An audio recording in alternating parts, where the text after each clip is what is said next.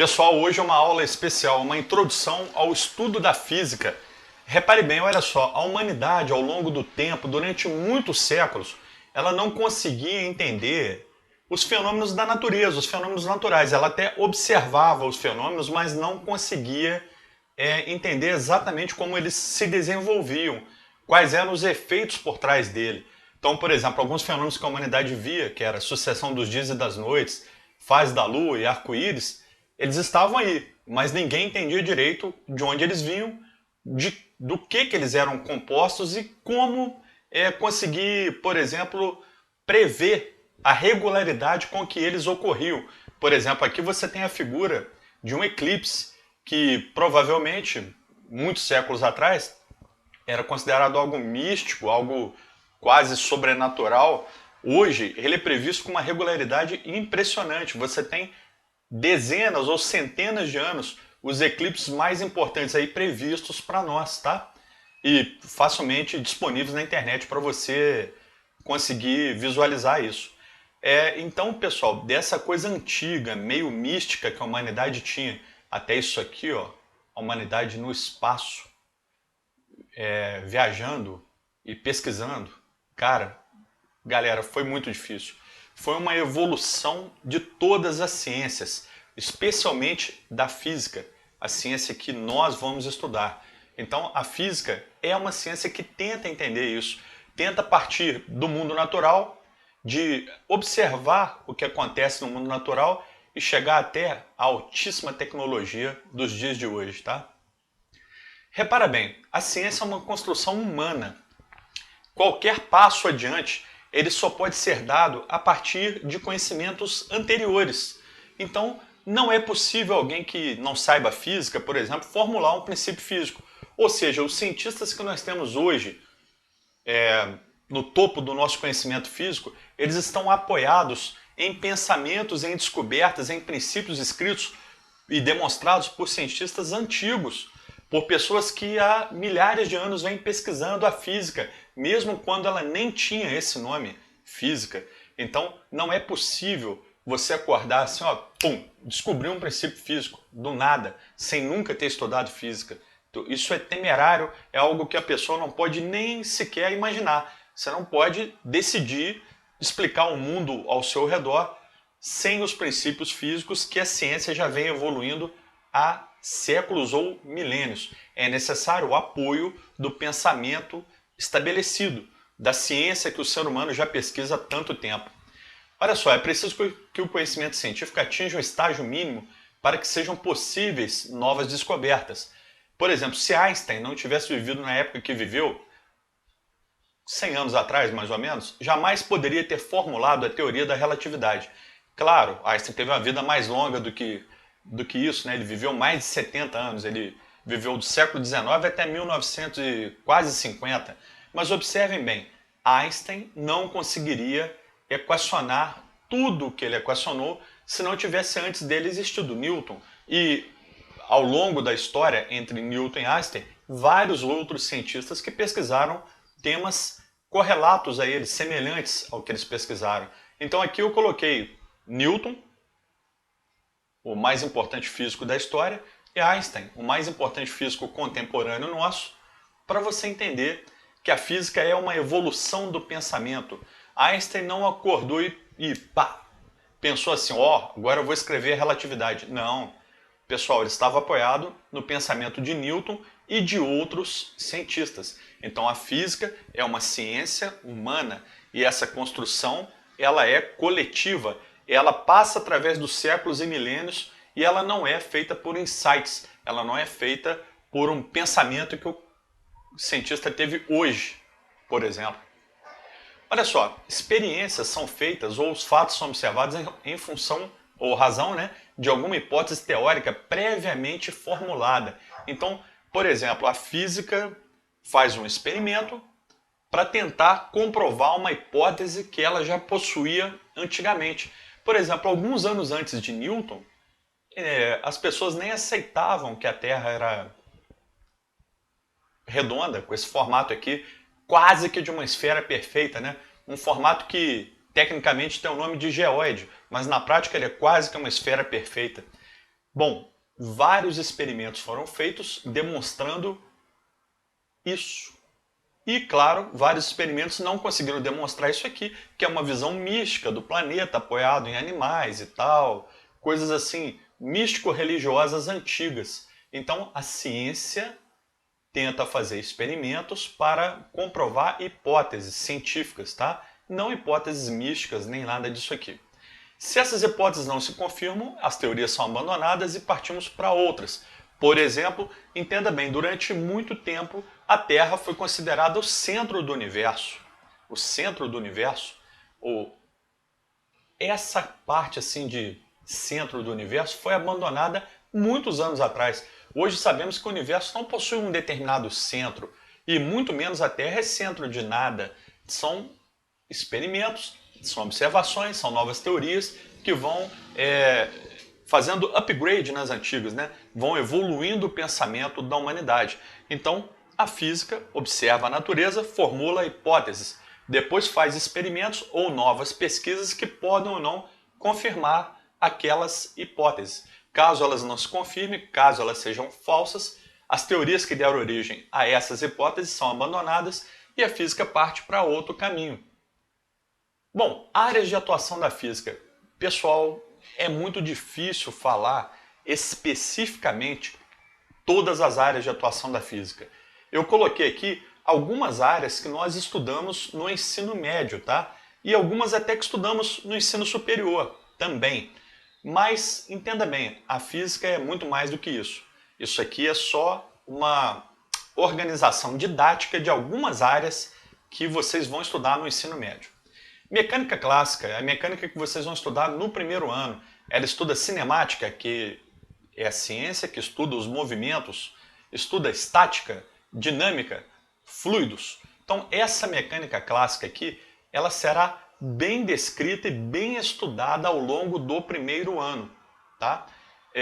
Eu não vou detalhar agora cada ramo de conhecimento da física, mas entenda bem, a física do primeiro ano basicamente ela estuda movimentos, depois estuda as forças, que são as causas dos movimentos, estuda energia, estuda também corpos em repouso com a atuação de forças aqui na estática, ou seja, corpos em equilíbrio estático, por exemplo, estuda fluidos, estuda hidrostática, que é um fluido em repouso, que nesse fluido tem pressão, densidade, etc., que pode ser estudada, e também estuda fluidos em movimento.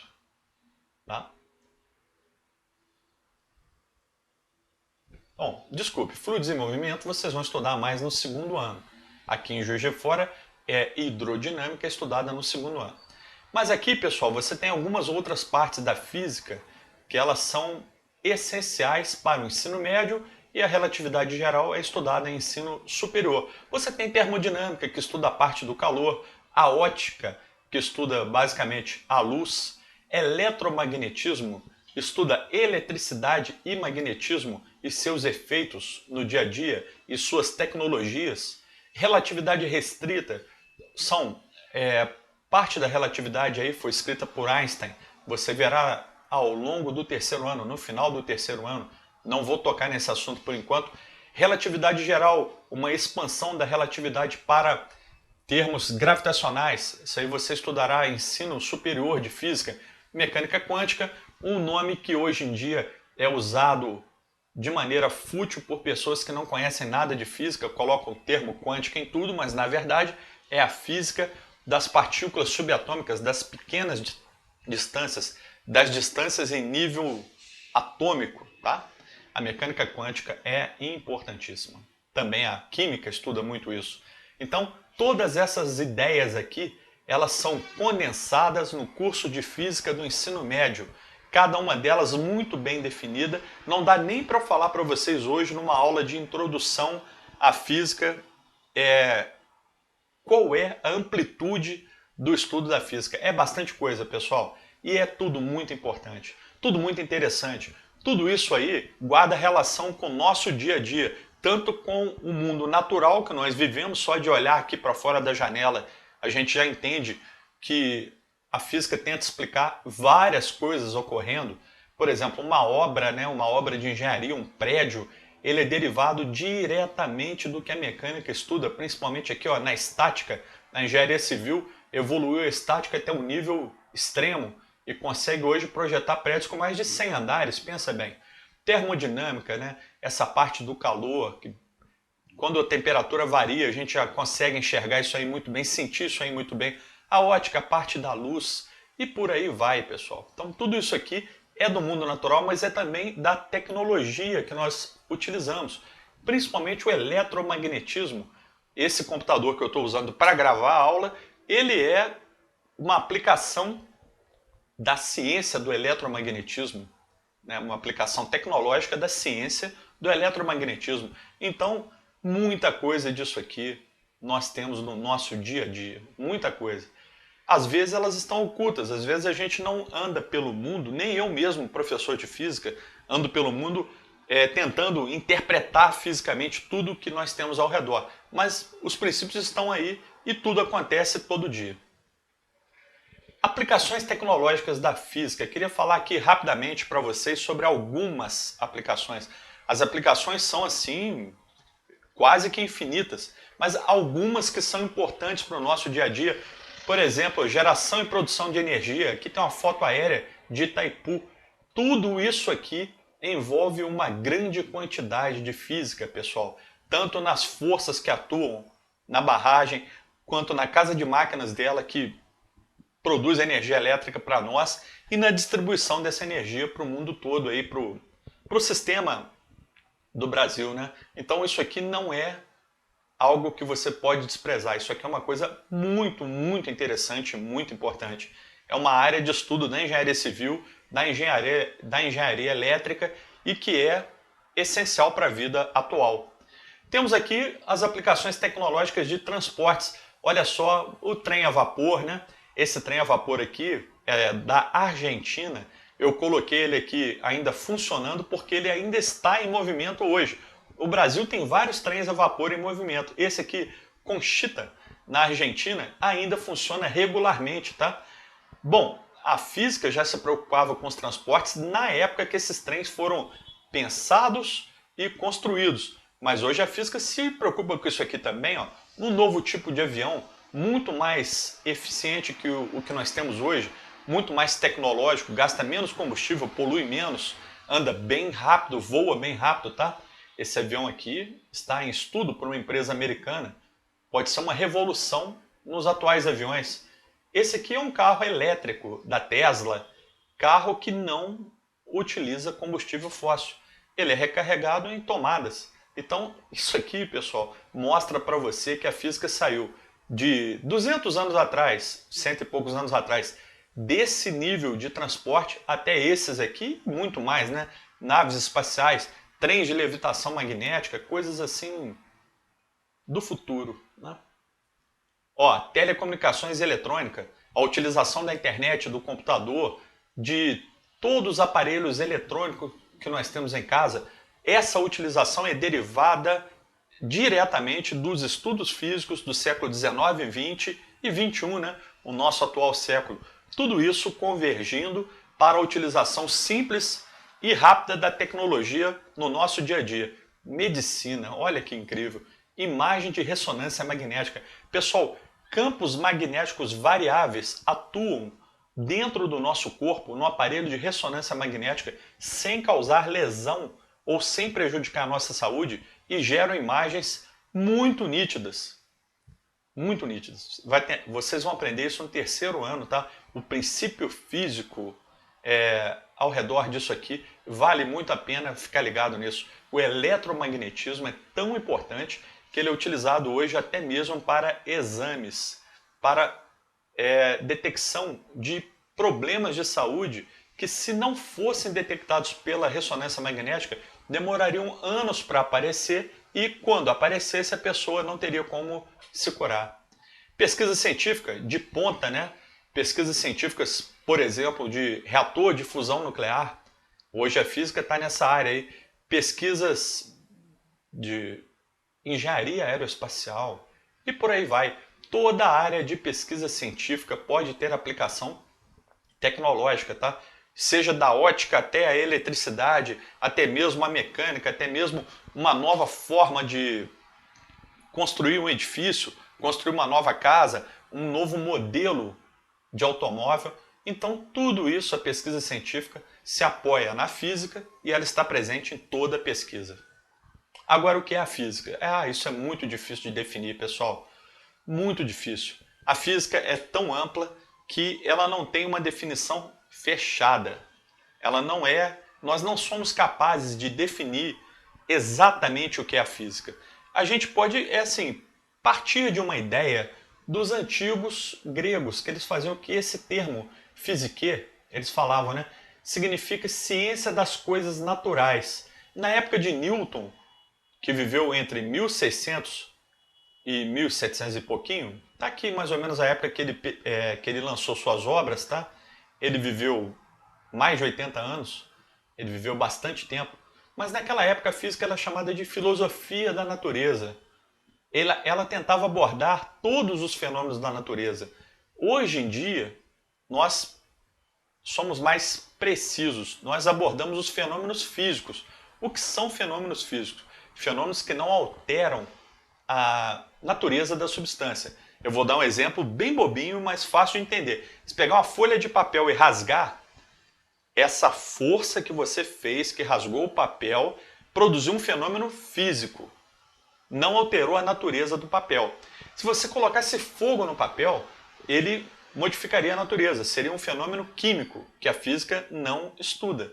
Então, o fenômeno físico, o fenômeno que não modifica a natureza do evento que aconteceu ali, a natureza das substâncias, é o fenômeno físico e é o campo de estudo da física. Então, é uma definição meio redundante, mas o que a física estuda?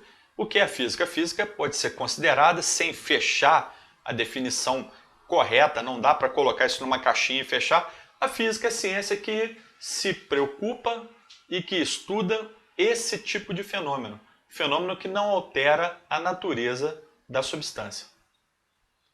Grandezas e medidas. Olha só, aqui vamos já direto para uma coisa mais experimental, mais de laboratório. Grandeza física, tudo aquilo que pode ser medido. A física sempre se preocupou em medir as coisas, pessoal. Muito importante para evoluir, para modificar a tecnologia antiga do planeta, daquela tecnologia lá do Homem das Cavernas, e chegar hoje à tecnologia da pesquisa espacial, da viagem até a Lua, no futuro até Marte, etc. Então, grandeza física é tudo aquilo que pode ser medido. Exemplo de grandeza física, tem bastante, tá? Eu coloquei só algumas aqui que vocês verão no primeiro ano. Comprimento, massa, tempo, força, velocidade, aceleração, etc. Tem várias outras, mas eu tentei colocar aqui algumas que são, assim, em resumo, parte principal do que você vai estudar no primeiro ano. São essas grandezas aqui. E as suas medidas, medir uma grandeza, é atribuir a ela um valor numérico e uma unidade, quando ela é uma grandeza física que possui unidade. Tem algumas grandezas físicas adimensionais, são grandezas sem unidade. Você verá isso no futuro. Mas no momento, quero que você entenda uma coisa. Para quase toda grandeza física, tem uma unidade correspondente que identifica aquela grandeza como uma determinada coisa importante num contexto. Por exemplo, 5 quilogramas. Você sabe que se trata de massa. Então foi uma massa medida e a medida dessa massa deu o valor 5 quilogramas. Para isso é necessária a escolha de um padrão, né? Para medir uma grandeza e colocar unidade nela, é necessário um padrão que pode ser um modelo concreto, como o antigo quilograma padrão. Ele mudou, tá? Há pouco tempo ele mudou.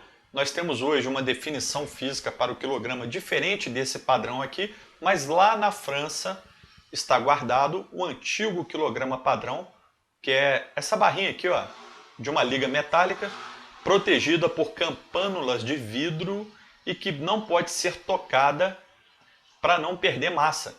Então, raramente ela é tocada, talvez só para fazer uma certa limpeza de tantos em tantos anos, e esse é o quilograma padrão. Por definição, alguém no século XVIII decidiu esta quantidade vale 1 quilograma. Portanto, ele vai servir de padrão para todas as outras massas do planeta. Bom, hoje, como eu falei, há pouco tempo atrás, 1, 2 anos, isso modificou. Temos agora um padrão para o quilograma que não é mais digamos assim, concreto, né? Você não pode pegar mais esse padrão, mas ainda fica uma curiosidade para você, olha só. Algumas medidas foram feitas a partir de um pensamento de alguém que falou, ó, esse tanto vale 1 quilograma. E é isso aí. Grandezas físicas escalares. Galera, são grandezas físicas definidas por um valor numérico e uma unidade. Por exemplo, tempo. Olha só, se eu te falasse, ó, daqui a 1 hora nossa aula vai começar. O tempo está perfeitamente definido. 1 hora. Não existe como colocar direção na hora ou sentido na hora. Não existe 1 hora para a direita, 1 hora para a esquerda, não é isso. É 1 hora. Uma grandeza física escalar, perfeitamente definida por um número e uma unidade só. Temperatura também. Por exemplo, a pessoa mede a temperatura dá lá 36 graus Celsius. Esse 36 graus Celsius não depende do deslocamento da pessoa, não depende de nenhuma outra, do movimento, de nada disso. É uma grandeza física definida por um número e unidade. Área, olha só, área, 10 metros quadrados. É um valor perfeitamente definido. Não existe 10 metros quadrados para cima, para baixo, de lado, não é isso. Se você falar 10 metros quadrados, grandeza física, área já fica definida por um número e uma unidade. Volume também, olha só, 1 metro cúbico. 1 metro cúbico perfeitamente definido apenas desse jeito aqui. Agora, as grandezas físicas vetoriais, elas precisam de algo além de um número. O número numa grandeza física vetorial é chamado de módulo ou intensidade. É o valor numérico relacionado àquela grandeza que você está medindo.